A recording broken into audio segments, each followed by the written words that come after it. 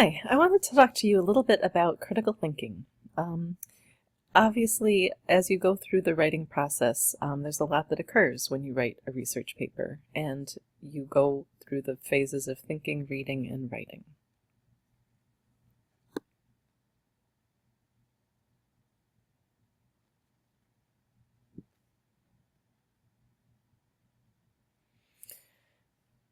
Okay, so just like we looked at before when we read and we write, there's a lot of things that are happening. So you've already brainstormed a topic and or question that you want to learn more about. You've probably done some preliminary research about this topic, and you may have even already developed a question or an opinion that you'll try to advocate for in your argument paper. So, how do you select and use the most relevant sources?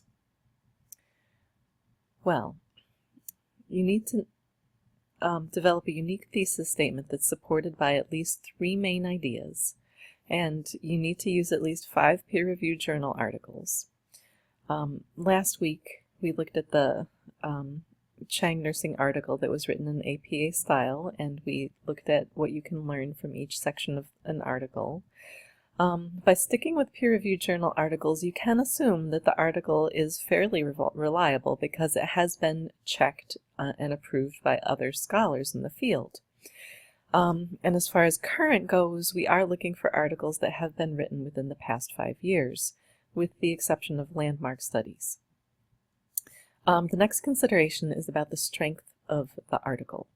In the Chang article we read last week, the authors were very clear that the study only established a correlation and it couldn't really be extrapolated to contexts outside of the Taiwan hospital that they studied. Now, you could mention that article in your paper as a study that was done in Taiwan that did find that there was a correlation between nursing education and competence, but you couldn't really claim more than that or have it support more than that to be fair. So that article is probably not the best article to focus on if you are using a US-based topic that talks about nursing competence. The other consideration is how fairly the author treated the topic and if there was any evidence of bias or conflict of interest. So we didn't really see that in the Chang article, but you can look at these questions to give you a guideline of how to evaluate the articles that you are going to be reading. Okay, so as you go through and read these articles, in order to read critically and give yourself a chance to really process everything, as a reading specialist, I'm strongly encouraging you to read the article 3 times. Now, I know you're probably thinking, who has time for that? And I'm telling you, who doesn't have time for that? Because if you don't do the 3 readings like I'm going to show you how to do now, you're going to be misinterpreting your data and you're going to be making problems for yourself down the road later on, and we do not want that. Okay, so in the first reading, you can kind of be informal and see, okay, what do I think about this? What is this study saying? So kind of think about your first impressions and what you're thinking or feeling about what the author is saying. Now, the second reading that you go through, I'm really going to encourage you to engage with the author. Remember when we talked about reading before as a dialogue between you and the author? Well, this is your time to dialogue and talk to the author in your head, or even on paper, whatever it takes. But you're going to be thinking critically about what you're reading. You're not going to just assume that the author knows what they're talking about.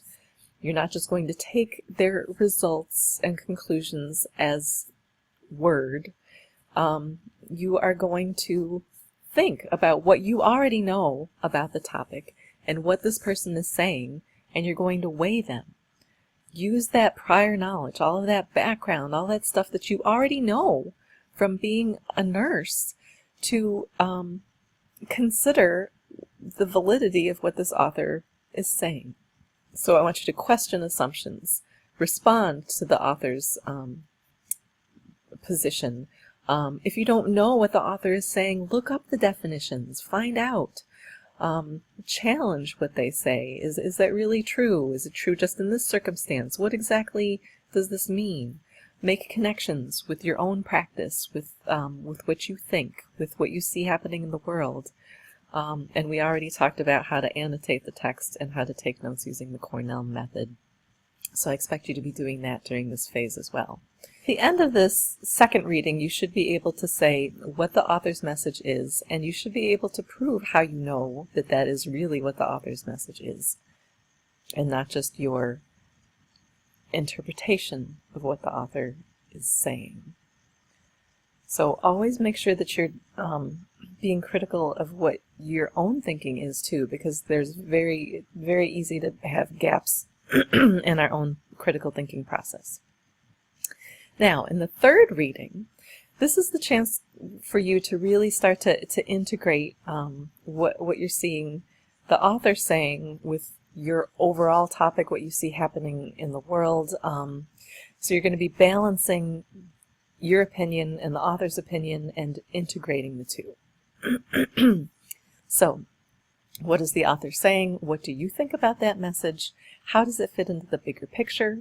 And how does this message relate to your purpose for writing your own research paper? So to wrap this up, there's a lot of jumping back and forth between thinking, reading, and writing when you tackle a research assignment. Now, I've shown you how to annotate and to take notes using the Cornell method.